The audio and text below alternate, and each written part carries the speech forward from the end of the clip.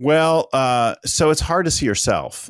We look in the mirror and we still don't see ourselves fully, but that's why having a board of advisors or a peer group is so valuable. It gives you some perspective. Having a coach also can help. This show is all about that world of getting access to seeing yourself. And we're talking in this episode with a guy who founded a large and successful CEO advisory group, peer group organization, the Alliance of CEOs. So listen in and hear what Paul Witkey has to say.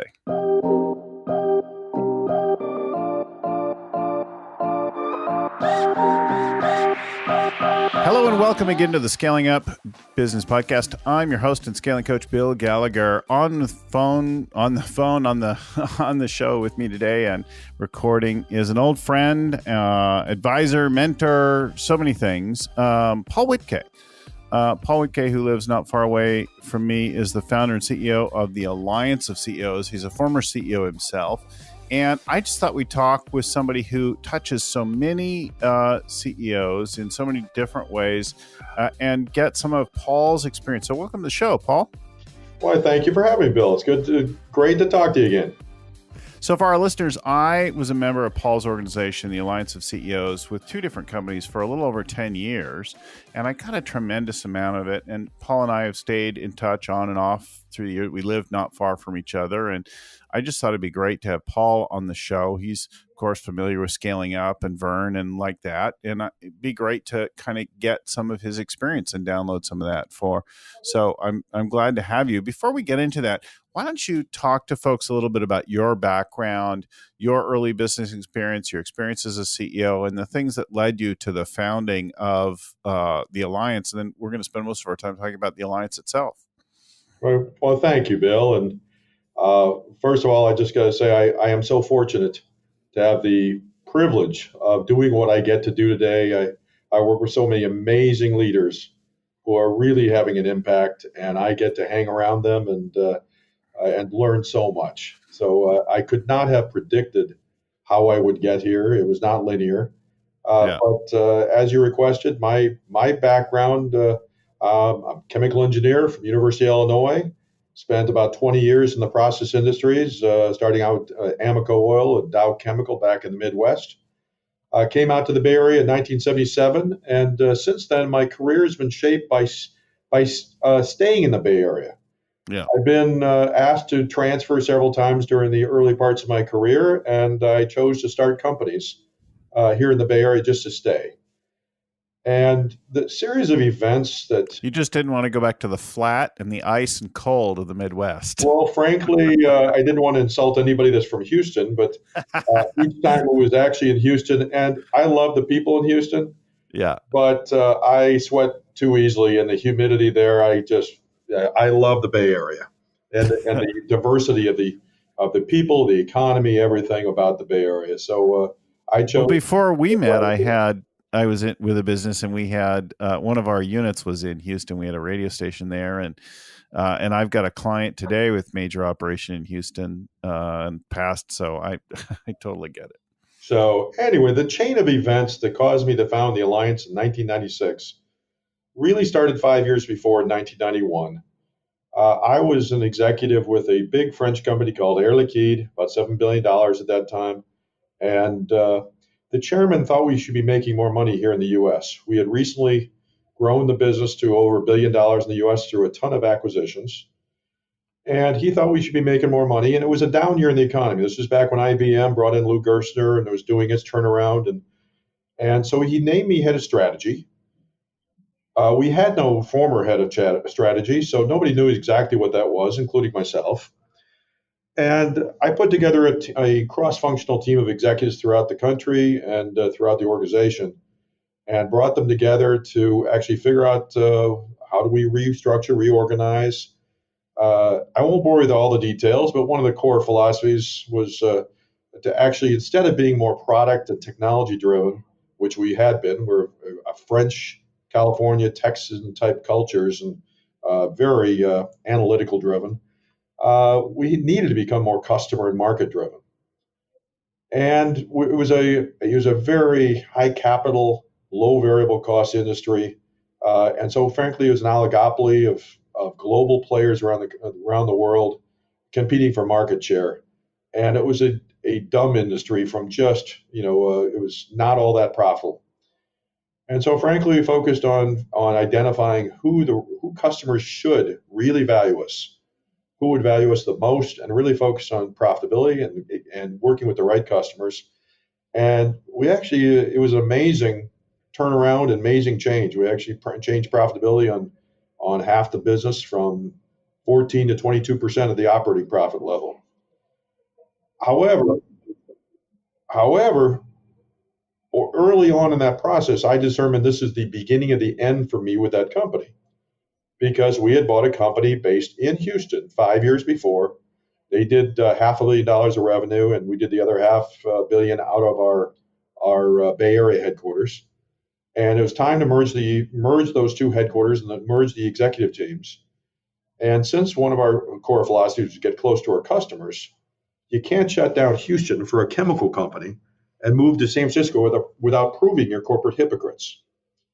So frankly, I took a look at one of our businesses. Didn't even show up on the bottom line. It was a small little $10 million operation, but it was in healthcare.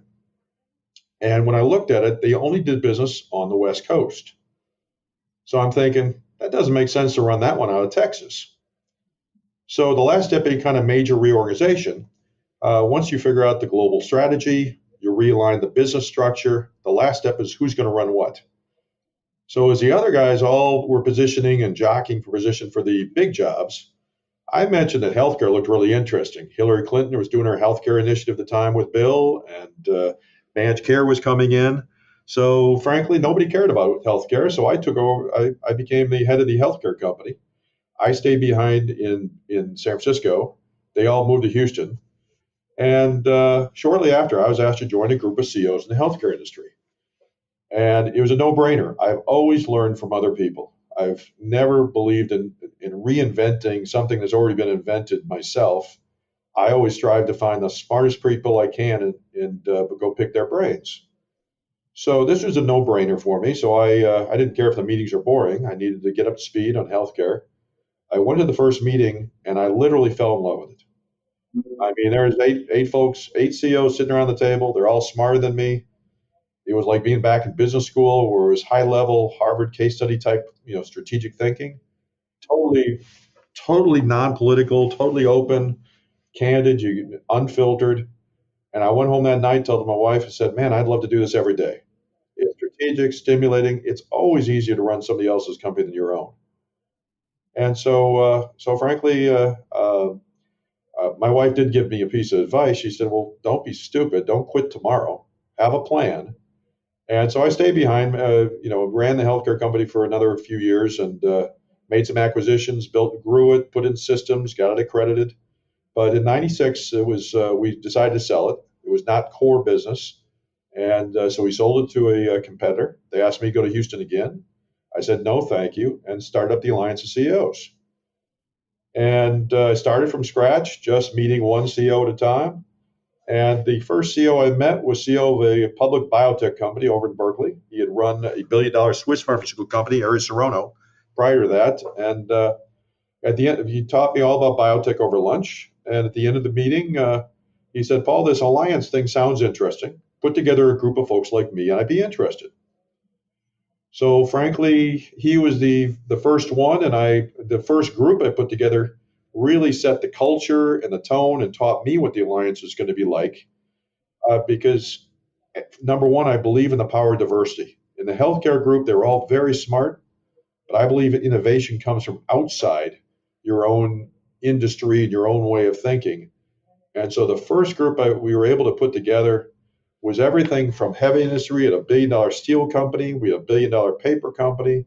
We had a $1 billion chemical company spun out of Chevron Chemical. And then we had the high tech companies of semiconductors, enterprise software, entertainment software, biotech pharma. We had biotech agricultural, which is genetically engineered tomatoes. We had interactive television 20 years before its time. And so I was blown away by just having the opportunity to be in the same room with these folks And they really resonated being able to be intellectual sparring partners for each other and really understand how they thought, how they looked at the world differently. And this is back in the mid 90s when the world was really changing with the internet and globalization. And so they really were thirsty to learn as quickly as possible. So I was just fortunate to be in the right place at the right time with some wonderful people, and they built the culture, and good members draw other good members. So that's the start of the alliance. Well, my wife was a member of the Alliance of CEOs before I was. She was a CEO of a jewelry company, and then I joined the group because, and I had a tech business, and then I was starting a new one, and I joined a group that you'd set up with a number of early stage like tech startups, and we had an interesting group back then, and a director or moderator type that ran our group every month. And for me, it was the chance to essentially get a kind of an informal board of advisors, and but it was very business oriented. Like we were in the same general sector, not the same industry exactly. We all had different companies, but the same general sector, and we were talking about the issues that we had in starting up and growing these early stage tech businesses. And this was in the 90s, and I did that for a while until the 2001 happened, and then we shut down those two companies, and then I came over and worked with my wife as the new CEO of that, and then took over her seat in the group that you were running there. And I had just a great group of people around me, but it was always that experience of like having a variety of perspectives of different types of companies in different sectors with different that became my advisory board. Right, we owned all those companies. Even with the investors that we had, we didn't have very formal boards, but I needed more diversity of input, more perspective on the things that we were doing, and that's the thing I always found so valuable. And actually, you bring that up. It's interesting, but when you joined, you were in one of two experimental groups that I Yeah. started in about 1999. Because somewhere in business school, they taught me that you're supposed to listen to your customers. And a couple of our members came to me in 98, 99, and they were running internet businesses. And they came to me and said, Paul, we love the alliance. We love the group that we're in, but they're not all internet based businesses. And our business model's changing every 3 months, and it's crazy. Yeah. And we need to be with other internet companies. And so, frankly, I listened to them, and that was very logical. And so we put together a group of basically early stage internet companies like Bill's. Yeah. And it was a great group of folks. And you from just observing the group, they were getting some great stuff and moving quickly. But what I noticed was it wasn't as powerful and as innovative as the other groups where the diversity was far greater. Yeah. For two reasons. One, when you're with people in an industry, your same industry, there's a natural human behavior of ranking one another. Who's Mm-hmm. further along, who's smarter, who's richer, whatever. Mm-hmm. And so there's a kind of a natural ranking like you do in your class, like doctors do, which medical school did they go to? And it was Right. amazing. These were early stage companies, so it was amazing how much smarter somebody felt after they closed their round of financing than the day before.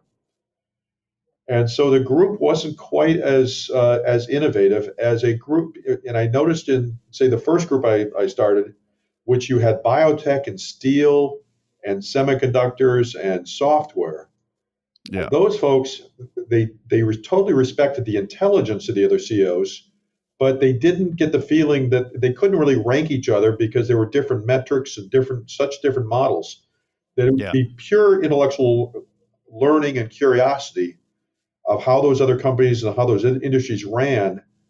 And at the CEO level, frankly, there's far more in common than the actual products or services they sell.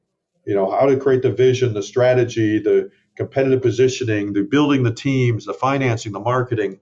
So frankly, the diversity was lacking in that very first group because they were all that you were in, Bill. Right. because they were all trying to do the same thing, raise the next round, get traction, and so forth. All logical, but it wasn't quite as powerful as I believe it could have been. Well, I remember one conversation. Somebody said, "Well, if you had raised not 250,000 for this business, but if you'd raised 5 million, what would you have done differently?" And this became a topic, and we talked around for an hour or so. And then I said, on reflection, really, I just would have made the same mistakes, but bigger and faster. Yeah, On a more, I still had to get through that learning, and I might have burned through as much money. So there's something about getting money at the right time. But that was a big focus of what, how are we raising, what's the next thing. And there was a little bit on what's the product market fit and some of that stuff, but we weren't doing that much in that realm. The next group that I joined, so then the 9/11 and the 2001 downturn happened, and then I moved companies. We shut down those tech companies after a good run in the 90s, and then I worked with the other. And then the next group, I had security, I had consulting, I had God, I had so many businesses. We had real estate, we had I think I said training. We had architecture. We had boilers and pumps. We had a huge range of companies in that, a wide diversity, and that was actually a stickier group for the group I spent the more time with as we worked on the next business. yeah. Actually, many, if not most, of those members that were with you then are still in the alliance. Yeah, interesting. Well, I know some of them still. I've since worked with some of them as I moved out of the last role into coaching, and it's great to I mean, I guess it reinforces the power of these relationships and insights. There are times when I see things from early stage companies. I work with a number of companies through accelerator programs, but then our primary clients tend to be a little bit bigger, and we'll work with companies if they have interesting, savvy investors at very early stages, even below 10 million. But we'll work through people in billion-dollar valuations and hundreds of millions of dollars in revenue, and there some of the principles are the same. The way you do things is differently. The way you lead at each stage is really different. But there are some common principles because throughout all of those things are human beings. Yes, and frankly, the Bay Area. So, it's I've never judged a CEO necessarily by the size of their organization or their balance sheet. It certainly is relevant to the resources they have to engage, in the market. But frankly, in the Bay Area, we have members that have run 10 different companies, and so Yeah, they're the same individual. Each year, they get more experience, but depending on when you meet them, they may be doing a startup or might be running a public company. So it's life's a journey, and it's the alliance actually is more an organization of human beings who happen to lead organizations and lead and build companies rather than an organization of companies per se. right. So I can remember many technical conversations in the alliance that were around phantom stock or ESOPs or buy sell agreements or acquisitions. But the more interesting and involved ones were often on the human side of things, how leaders were dealing with people on their teams and each other. And the more human side of things, where we really benefited from having the diverse perspective. They're all challenges. So it just matters on which one's the most critical, most impactful. Uh, Frankly, every CEO's got the universe of challenges from making sure they manage their cash or manage their finances and build a team that they can rely on and can scale with them. So it's never a perfect situation where you've got everything nailed down and your investors love you and and the market loves you. So there's always challenges, and frankly, if they're not, there's always opportunities to expand beyond that. So it's a never-ending opportunity to learn and build something of impact. So this we talk a lot about the opportunity to learn and to collaborate, and both the formal kind of learning, like you guys always have speakers come in and they talk about a book or a particular experience they had or a tool that they developed at a company, right? And then you break out into the individual groups and they share stuff. What stories come to mind for you that really stand out about, it's been 20 some years now with the Alliance of CEOs, and you've seen so many come and go and grow their businesses and so on. Uh, what stands out for you in this? Oh, frankly, I have stories every day. Uh, Most of them are confidential, as you know, because they're behind closed doors. All right. I get, Let's see. every day I get messages. I can't meet a CEO without seeing a potential connection for their technology platform or go to market strategy where it's not synergistic with somebody else is doing something similar or adjacent to it, and so a lot of things happen.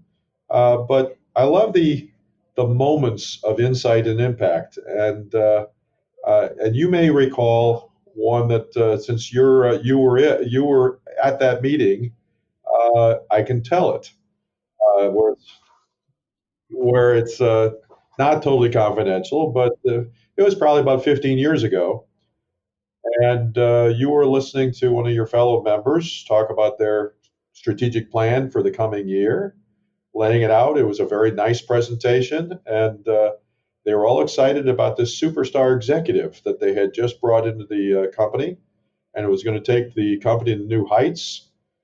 And I don't know if you recall or not, but if you do, what was your observation about that particular meeting? Do you remember? So he was a focus exec talking about the growth of his business. He was excited about a key hire. This was a sales superstar who was going to really take things up, and he kept describing him as a rock star, rock star, rock star, right? But he did also say a couple things, like he had some question or reservation. He wasn't sure what it was about or what he should be concerned about, and it came up in the thing, and I said, "Huh, I." So I've known him for a few years at this point, and I said, you're always talking about teamwork and the values of the company and building the company on values. And this is a guy who definitely embodies all of the good scaling up rock habits type stuff. And now you're talking about this rock star, and it just sounds like you hired on a solo act and you are more of this collaborative ensemble team. And so what's up with that? Like, doesn't that create an issue for you?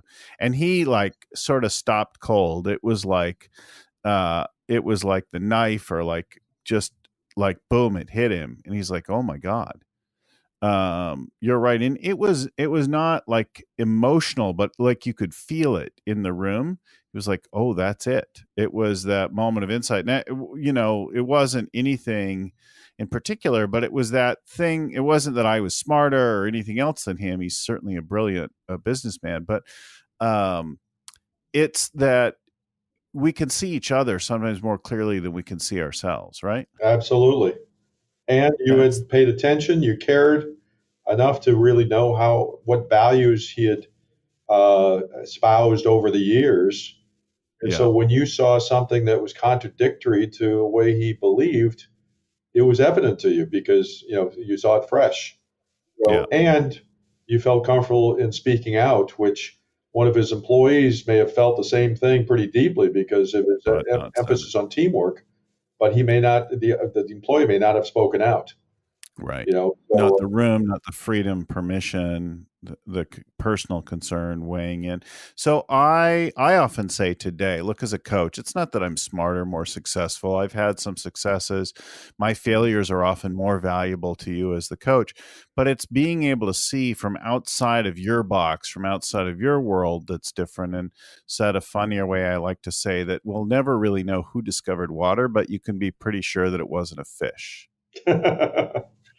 very good. I hadn't heard that one. That's a good one. So, but no, you personally made a difference this particular CEO's journey and life, and I know he mentioned it in past years as well. Just that insight. Every so often, it's those aha moments or insight. It really really deep insights that are powerful that really bring me much joy.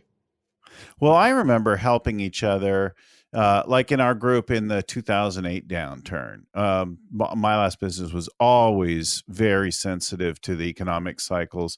As soon as the economy would contract, because we were more of a fashion self-purchase thing, we would always tank just hard and feel like that life was ending, the sky was falling after a downturn.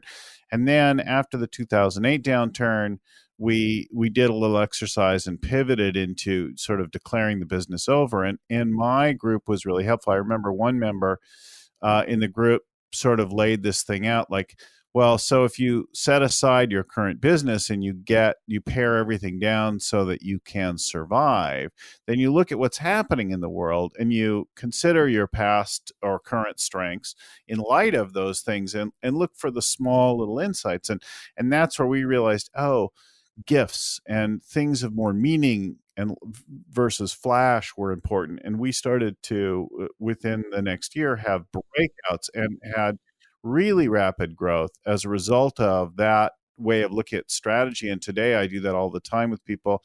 I do it every year, and I do it anytime things change significantly for the business or the industry. And we'll look at the trends really broadly, not like industry trends, but like what's happening in fashion, what's happening in music, what's happening in politics, and we'll look for little signals and indicators that might have a bearing on the company's strengths. And the couple that did that well, that same executive did some really substantial things to pivot themselves, and they work with major global brands to this day as a result of the work they did. A couple of the people in that group did rapid pivots in a period of change in '09, and it was brilliant to be a part of that, Yeah, right? no, I agree with you. Although I'm not sure from their perspective they felt that the pivots were rapid, but because it took a couple years to really get back to full speed. But yeah, Well, some were really rapid. Of course, we're talking around things and not relative. naming other people's business, right? But I remember watching one, and their commitment, conviction, the pace with which they committed to the new strategies, with which they pared back the old business and moved into new things, was really astonishing to me. And for me, I'd always really taken a lot more to push. I had to be quite on the ropes before I made the serious changes, often as CEO. Before that, when I watched them, I really learned something, and I actually I work with that company today, many years later, but I was taught by them the speed of like seeing something and then committing yourself and going forth boldly versus playing safe and nice about it. And they've been rewarded with growth of many fold since that time. So Yeah, if you can see things before you get to crisis mode, which is when we actually start looking. But if other people can see it from the outside, opportunities or threats that you're not seeing, that time to pivot can be, invaluable. I feel like what we're pitching people here in the show, if we're pitching them anything, and I guess I'm always pitching something, is the need to have either a board of advisors or a peer group, something like that, where you're getting some outside feedback from somebody who's connected and cares and knows about you, but is not like dependent on you for their paycheck, who's taking a little bit longer view with a little different perspective than you get from your own leadership team. Yeah, I've always, even when I was a young engineer, and I always wanted to surround myself with the smartest people I could hang around. And now now that I work with CEOs in every industry, I believe we learn so much from other leaders with different business models, different skill sets. People look at the world differently. People who see things differently. People have access to whether it's global type issues or technology issues. Uh, Everything's converging, and we're going at exponential pace now. That you just need to have trusted people you can trust. That it gives you access to how things are changing in as many broad a space in as many different ways as possible. I remember back in that time, one of the things that I was dealing with is we were in the middle of putting in an ERP system, and if you don't know, it's a complicated, interconnected, sophisticated. It's like accounting plus sales, CRM plus manufacturing and purchasing plus service and everything else. Like if you took all your systems, put them together, that's roughly what an ERP system is. So we were in the middle of doing this in a fairly small company because we saw ourselves at the beginning of a very big growth phase. And I was probably $250,000 of spend into this, and probably a year into the implementation, it wasn't going well, and things weren't working out. And I didn't know what to do, but I felt like I was far down and committed, and I didn't see a way out. But I had a team of like 4 people in the world of accounting. I was spending all this money on development, and I didn't have financials that worked, and people were spending more and more time on doing things, not less and less. So I looked around at that, and then there was another guy who had a different kind of a business, also manufacturing related, and he talked about his thing, and he's like, he was hardly spending anything. And I said, "Oh, what are you doing?" Well, he had figured out how to build his own order processing purchasing tools, and connect it to his website, and do all that development himself, and then be running a web-based accounting thing that was virtually free. And I looked at that whole thing, and then I went and visited his business, and I'm like, holy crap, this guy is spending a fraction of what I am and is got better growth potential. And I scrapped everything, went looking for a new solution. I kicked all that stuff out, pared down my accounting, and changed things dramatically. I was spending all kinds of money and getting worse and worse results because I was using the wrong solution. It wasn't until I heard from another company in another line of business sharing some experience that I had the insight that I could actually make the change, and God, it paid off. Nice. Very nice. Yeah, it was really, really well done. And that thing continued then to this day. And I carry that learning into companies of all size. That notion that you just do stuff because that's what you think you're supposed to do, or because that's what everyone does in your industry, is not where innovation lives. It's not where entrepreneurship and creative thinking comes in. Well, different industries have to innovate in different ways at different times. If Yeah. you're in manufacturing or in distribution or transportation or e-commerce or R&D, frankly, their core competencies are different. And so the types of innovations they bring in, whether it's process or product or operations, they have to be excellent, world class at just a few things. Very few companies are world class at everything, particularly nowadays. Right. So frankly, whatever company or industry you're in, you have got to be excellent at your core competency. But everything else you can learn from virtually, other industries that are far advanced because they've already solved those types of problems because they're core to their companies. Right. So outsource them, even if you pay a slight premium. It simplifies the business and keeps you focused on the thing that you do really, really Yeah, well. and you don't necessarily have to outsource it. You just have to. You can just take, frankly, just like you just described for your ERP system or your accounting systems. You can learn from what's working elsewhere. But Yeah. frankly, those are the ones that I look at as relatively easy. Those are the tactical, how to run a business and how to fine tune operations. They're very critical.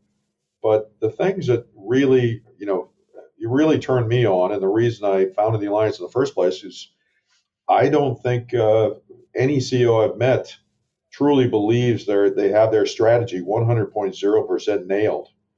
The world is Mm, changing so fast that we're all paranoid about what we missed, or are we going too fast or too slow or too diversified or too focused. And so, frankly, one of uh, our structural design and such, and the value of diversity and the way we engage the members and the methodology is really all designed to make us think, force us to think differently, and start at the strategic level of even saying, what are we trying to create and what are we trying to do? And before we get down to the grassroots of saying, gee, our ERP system or accounting system isn't working. Uh, Yeah. you can spend a lot of time down there fixing it, and it's not saying that's not valuable. But sometimes the Right. big aha moments is, wait a second, we built something we could do. We could take it a whole another degree. We built a platform that I was just with on the on a phone with one of our members today that's built a number of successful web-based e-commerce companies, and he's built an incredible technology platform that Amazon's using. That he's in one vertical now, but it could really revolutionize several different verticals. So, Yeah, it's fantastic. Yeah, looking at that. So we tend to look at who's the core customer, what's your trade area, what are your brand promises, what are your unique differentiators, the particular strengths, the things that you do that are unique to you, the way that you operate. We look at what's the purpose and what's the BHAG, the big, hairy, audacious goal that's 10 years or more, that's transformative, that lights you up. And we look at all those kinds of things. And then we start to look at more near-term things like what would be your 3-year targets? What does that really look like 3 years out in the future? How are you going to get there? How will that evolve? Where you serve, the trade area, and so on. And then you start to have some of the insights about how things are changing in the world and where things are going and what enabling technologies are showing up, how the industry, regulatory environments, and so on are evolving. It feels like we've covered a ton of stuff, and we're about time for a show. I think we should tell folks about the Alliance of CEOs. So if you don't already have a peer group, or maybe you'd love to check out one, advisory board, or something like that, the Alliance of CEOs. Allianceofceos.com is a Bay Area. You're just Bay Area, right? Bay Area, Northern we do have California. members that fly in, and we have relationships with organizations of CEOs in Europe and New York and Boston and around. But yes, I used to travel 250,000 miles a year before founding the Alliance, and so frankly, the Bay Area is so unique. We have virtually every industry and over 50 different countries of origin. That we have all the diversity we need right here. But we have connections to leaders around the world. But yes, our meetings are all in the Bay Area. So Paul Witkey is your guy. The Alliance of CEOs is the organization to check out. They have groups all around Northern California and people in. You'll not meet a more genuine, down-to-earth, caring human being than Paul, and then that extends out to all of the directors that run all of the groups, and then the people that are attracted and stick around the Alliance over the years. I'm so proud to know you and have spent time in the organization when I was running a larger business. And I'm really grateful that you came on the show to talk about the experience today, Paul. Well, thank you so much. And I've so enjoyed over the years getting to know you and Lori. And our philosophy has always been once a member of the Alliance, always a member of the Alliance, and a member of our Alliance community. So you are still part of our Alliance community, part of our history, and I am grateful for the opportunity to know you and frankly all the members I've had the privilege of getting to know over the years. Thanks.